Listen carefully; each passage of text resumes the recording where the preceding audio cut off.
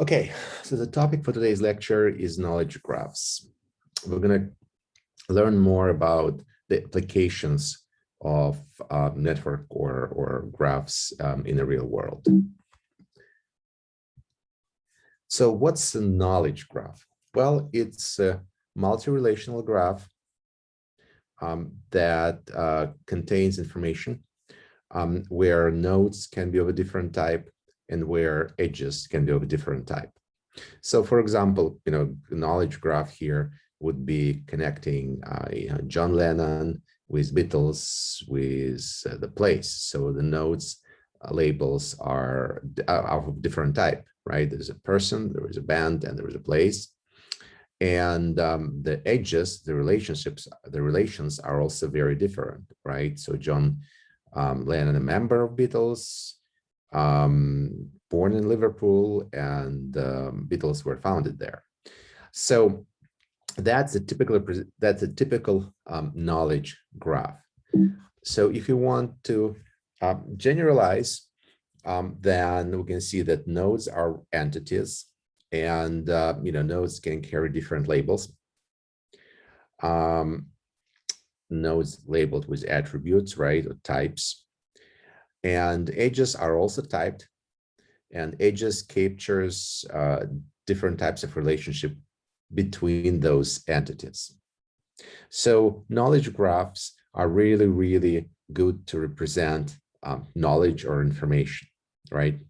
Entities and relations between those entities. So there are very many types of knowledge graphs are out there.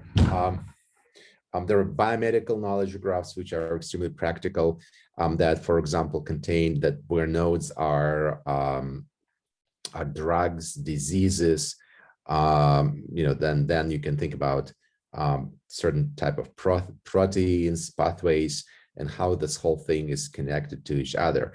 That particular, for example, disease can be treated by a particular drug, but that drug has certain side effects, and that drug, for example, acts on proteins built on a certain type of proteins, right? Or it can be event graphs, for example, where nodes are like here, flights and airports, and there is different events could be happening, right? Flight can travel from one airport to another airport, right? Origin and destination. Flight can delay it or be diverted or canceled. So these are event graphs. They're also knowledge graphs because they tell us about the events. And in fact, this event graph has this sort of the temporal component to it. So why do we want this? Why do we do this? Well, because the information usually presented in in documents, that it's usually unstructured, usually in unstructured form. It could be ambiguous, and it can be lots and lots of it. So when you read papers or read textbooks, there is usually sort of knowledge contained in there, but you need to extract it from the text, right? And there's a lot of usually text surrounding it. And structured information, structured knowledge is usually very precise, very actionable, and very specific. So, the first thing when we need to talk about the knowledge graphs is, well, how do you do this? How do you build them, right? How do you put this knowledge together? So one way, of course, to do it by hand, right? So build almost like an expert system where people encode the information they know they have in their heads. Now, it's, of course, very tedious process, like any other manual process, and you cannot build large graphs out of it, but very much sort of domain specific graphs, or say biomedical graphs, they are often built by hand like that. Now, knowledge graphs, probably people start talking about them, around year 2000, maybe, a little later. And Google introduced their knowledge graph, and the Google Knowledge Vault, and Amazon has a product graph. Facebook, of course, you can think of even social network, right? Facebook itself is a knowledge graph, and IBM Watson is a knowledge graph, and Microsoft and LinkedIn has knowledge graphs with jobs, locations, salaries, etc., etc. So how they used? Well, as I showed you previously, say on a knowledge graph for biomedicine, well, it's of course can be used for drug discovery or for predicting the effect of a particular drug, the side effect of a drug. But then there is, of course, a lot of usage of this type of graphs in information retrieval. And here's an example of the use of the knowledge graph by Microsoft, Bing, where you type in indirect query, right? So you want to know latest films by the director of Titanic, all right? And to answer this query, you first need to find who is the director of Titanic. It's one step. And then realize that it's James Cameron. And then find other movies by James Cameron and sort them, for example, by the recency. So to do this, you do need to have this knowledge graph that you can actually follow the links in response to the query. In fact, if you type any query on, say, famous person in Google, you will see that box on the right-hand side, some information about it. Well, that's a knowledge graph in action that tells you the place of birth, the date of birth there. Then there is usually some other information, what the person is famous for, and the links. You can follow those links, and you're literally following the knowledge graph that is built for that particular name. Another example is all the chatbots or question answering conversation agents. In the heart of it is usually knowledge graph.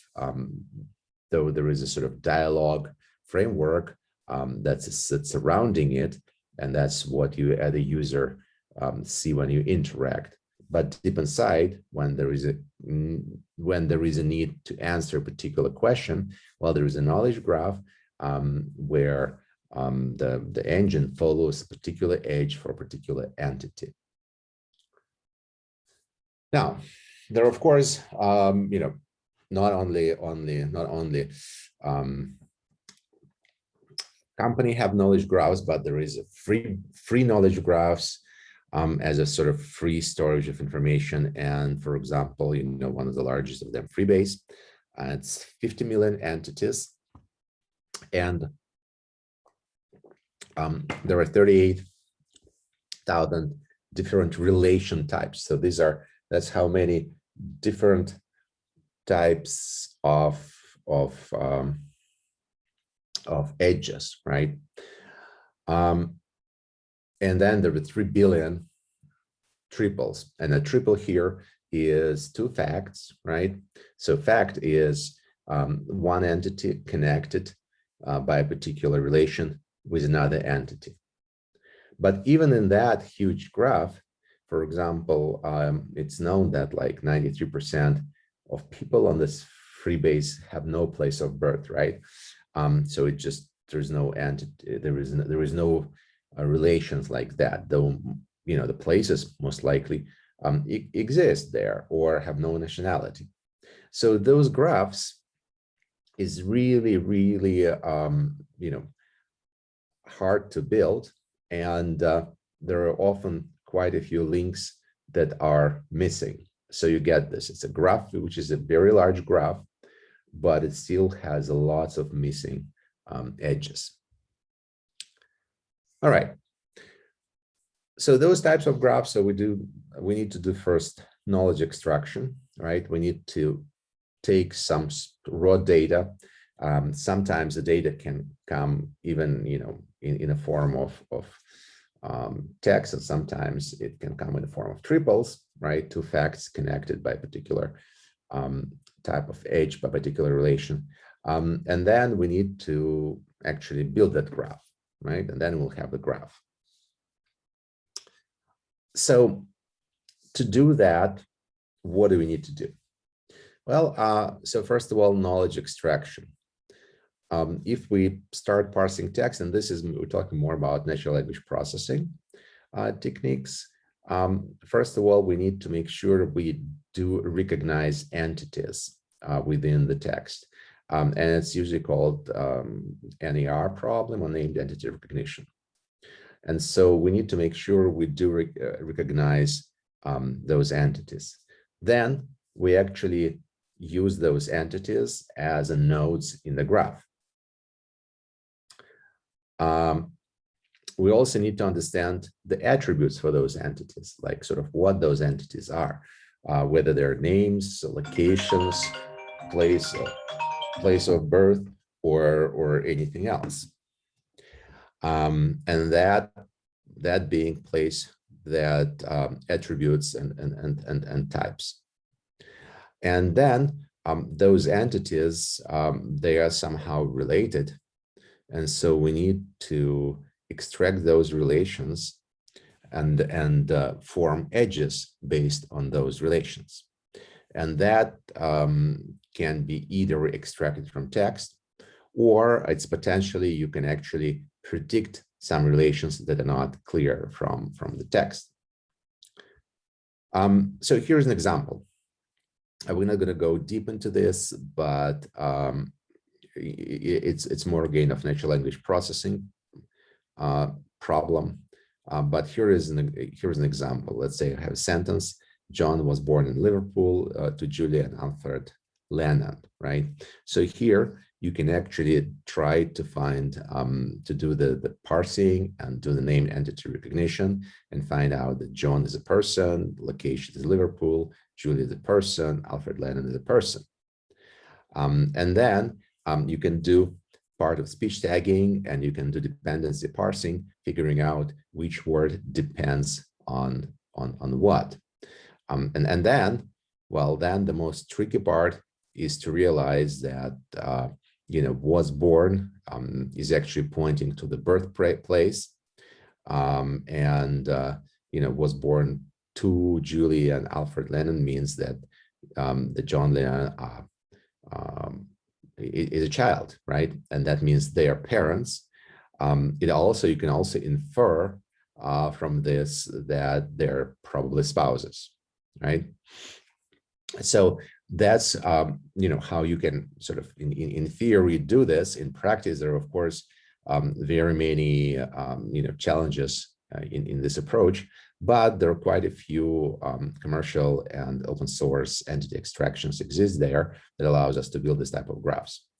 Now you realize that because of the complexity of the problem, most of the knowledge graphs that are automatically constructed, they're very noisy. So there are links where they shouldn't exist, and there are of course missing links.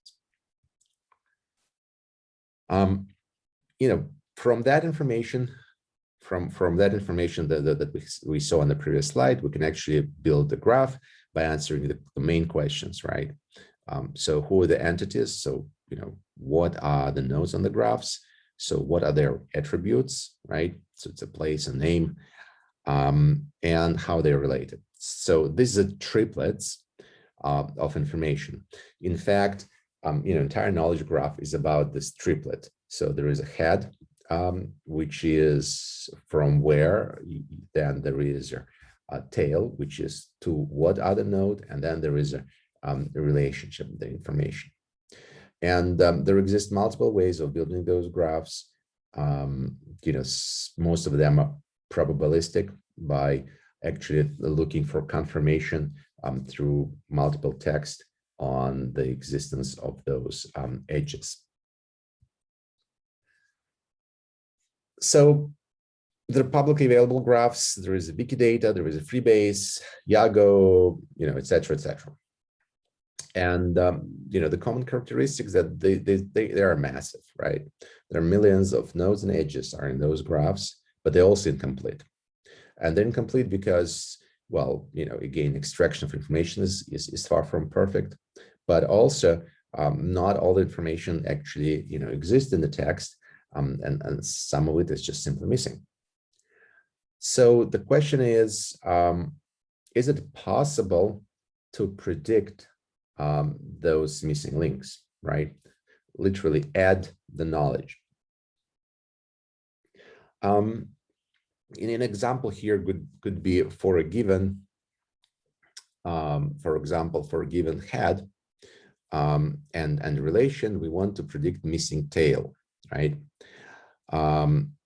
So like if we look at the J.K. Rowling, you know, we know the influence pattern, and we know, you know, for example, one of the genres they're writing in, and we know the influence that it was influenced by Stephen King. But can we predict in other genres, right, that Rowling writing in? And that is again the sort of the link prediction, but here it's more of trying to predict missing tail. Let's say I know the person, I selected the node, and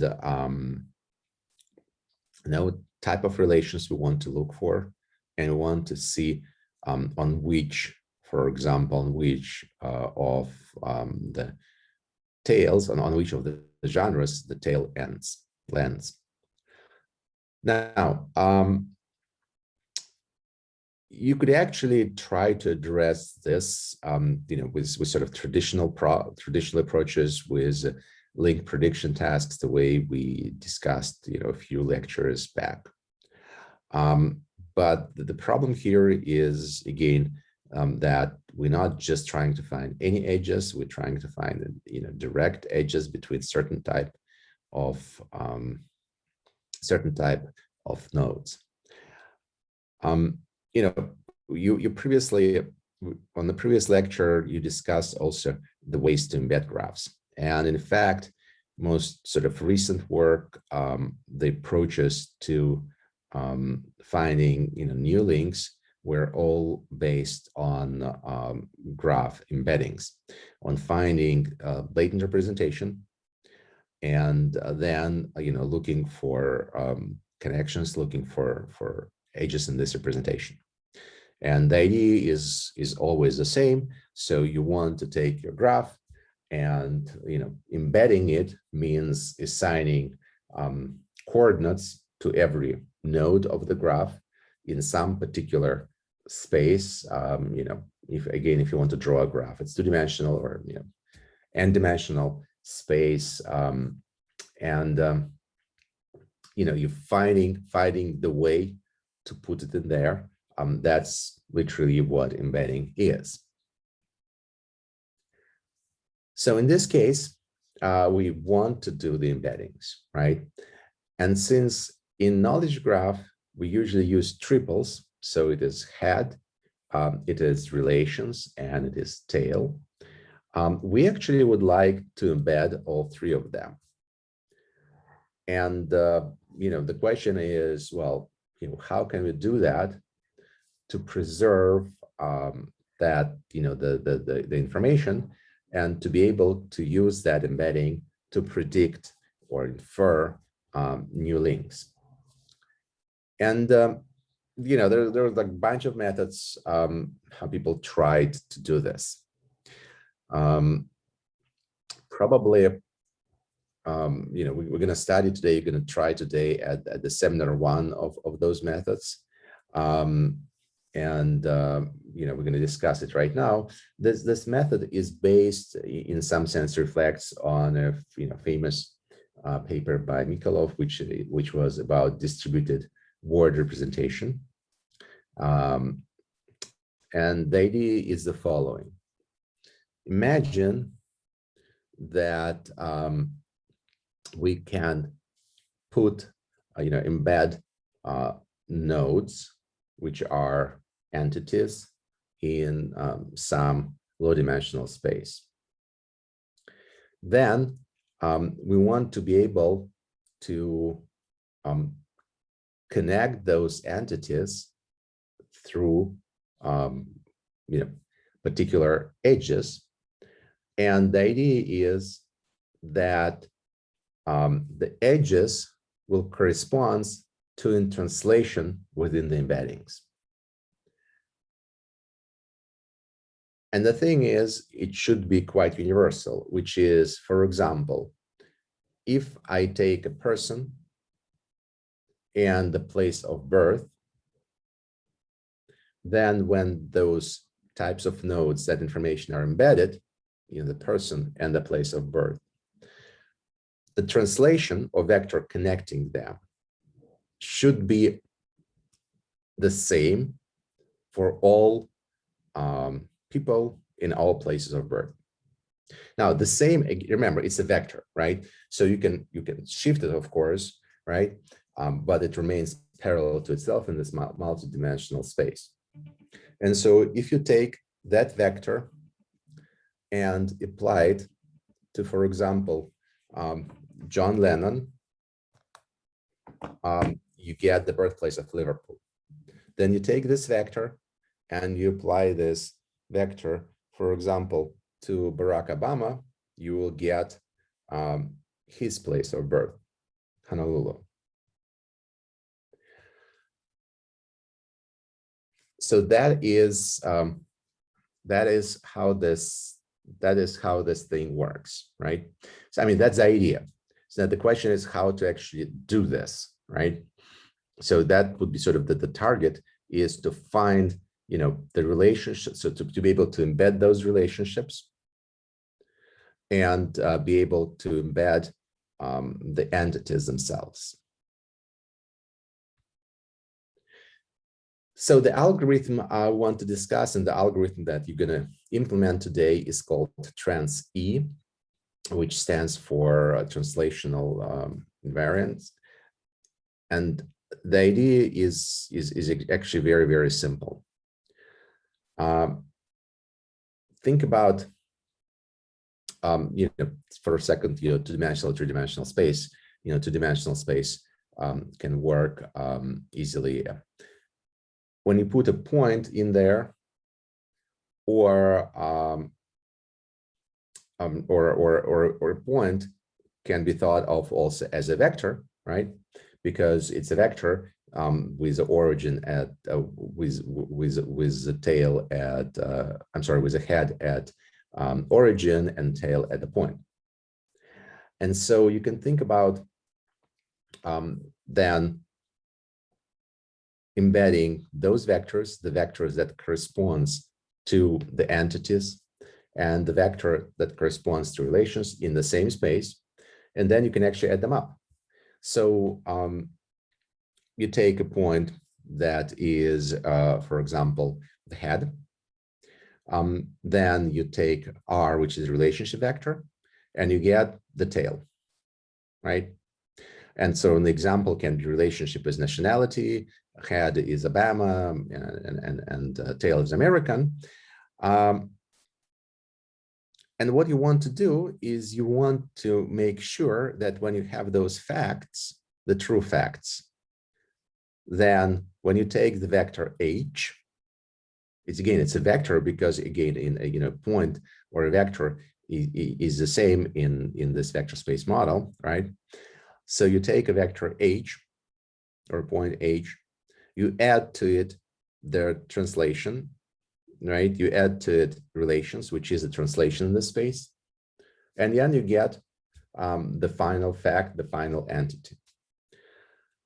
So if that works, you pretty much, you know, solve the problem, because for any other any other fact, you can take this vector, apply to it, get a connection, sort of reconstruct the dependency, reconstruct the facts.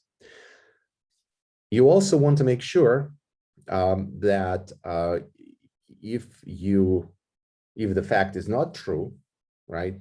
If I take again like Obama and say, you know, add nationality, I want to make sure it and say, you know, the triple Obama nationality Russian, well, it should never work, right? Because Russian should be somewhere far out, not next to American.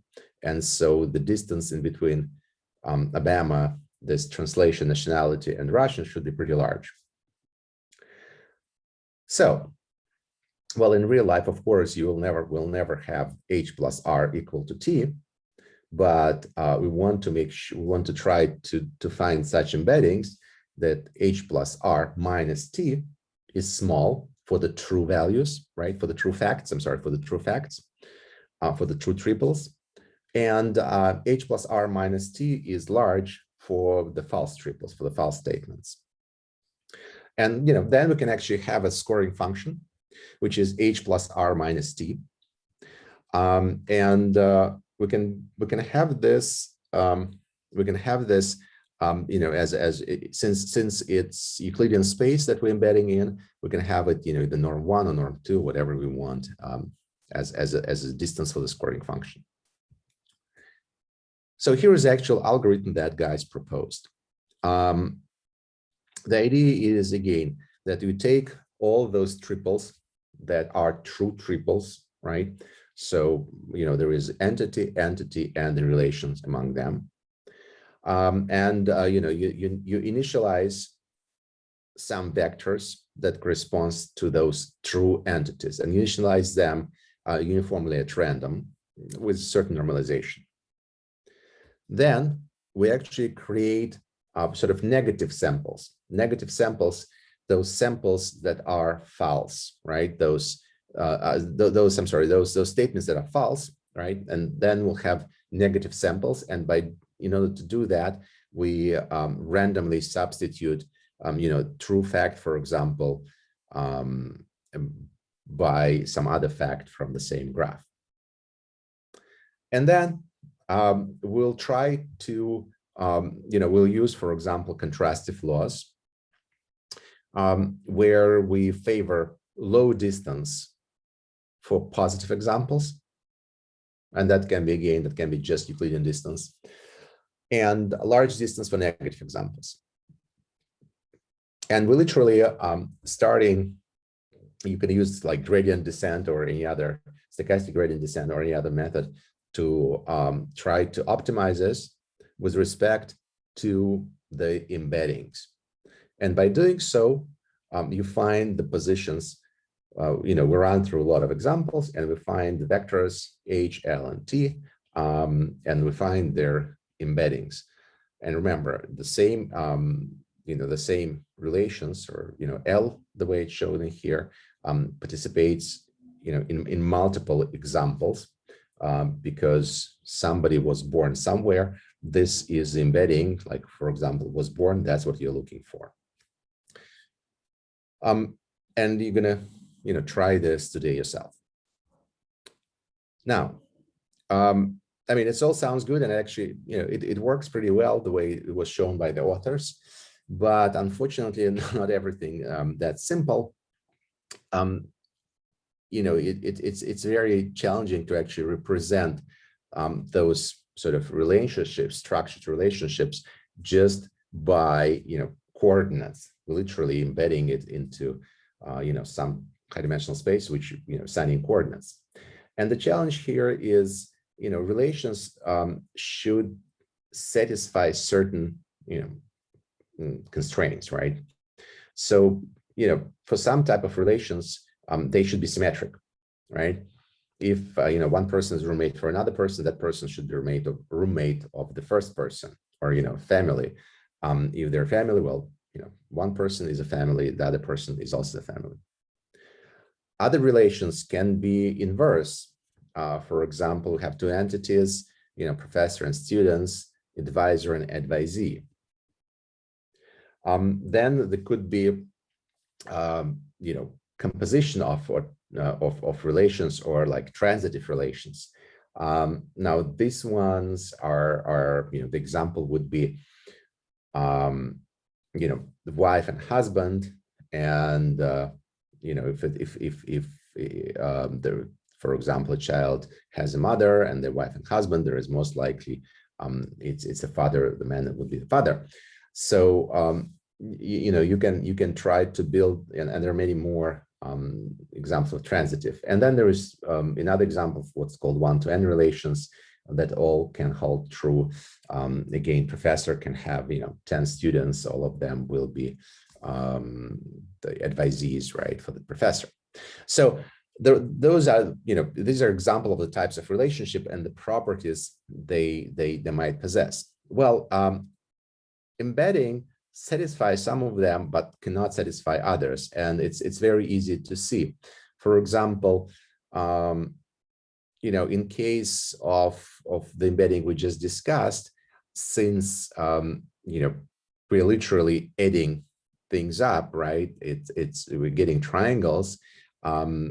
Composition or, transitive relations works well. For example, my mother's husband is my father. You can actually just take those relations and literally add them up, right? So that's not a problem. Inverse relations also works. If there is advisor advisee, then just taking relation and reversing it, in the vector space, it just means pointing vector in the opposite direction, also works just fine.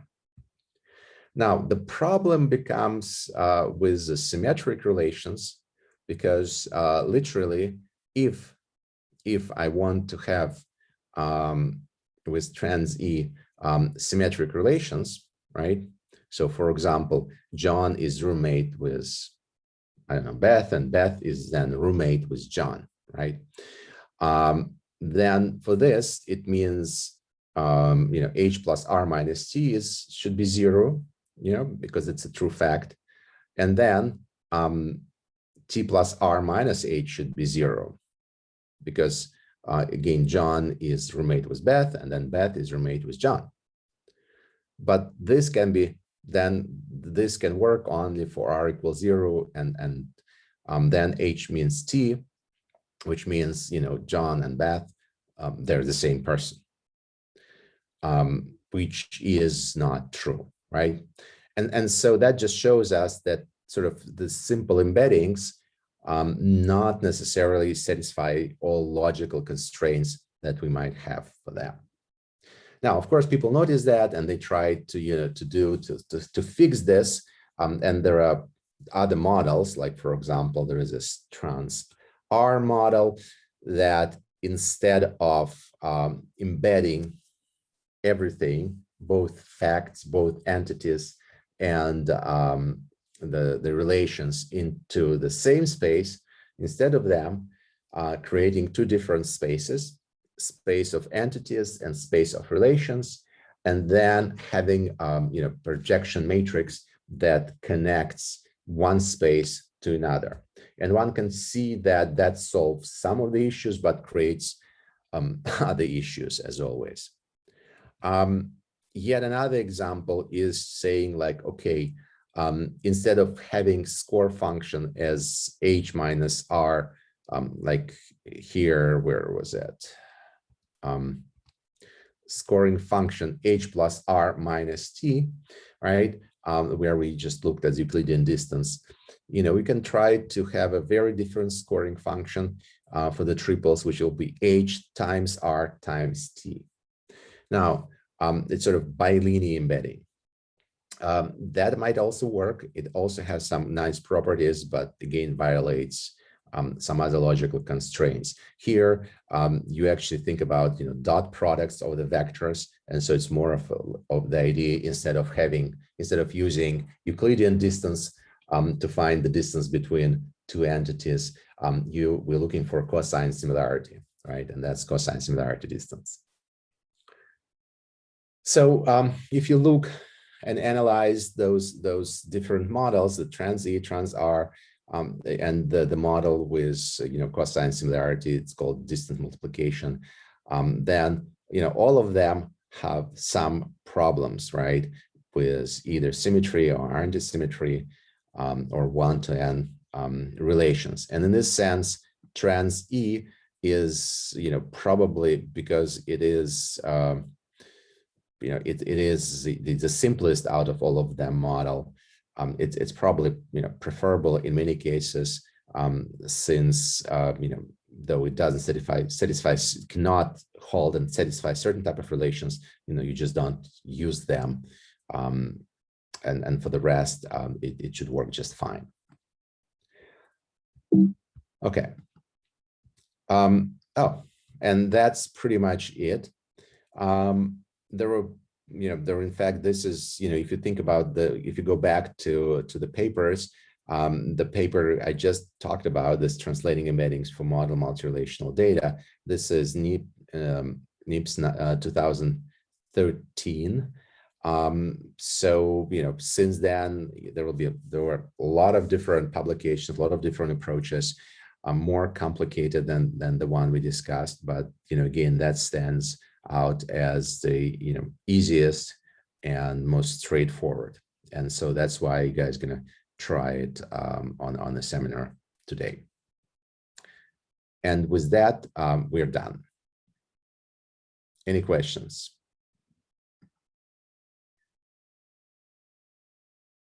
Somebody asked in chat. How many lecture? Hold on a second. Let me then stop the recording.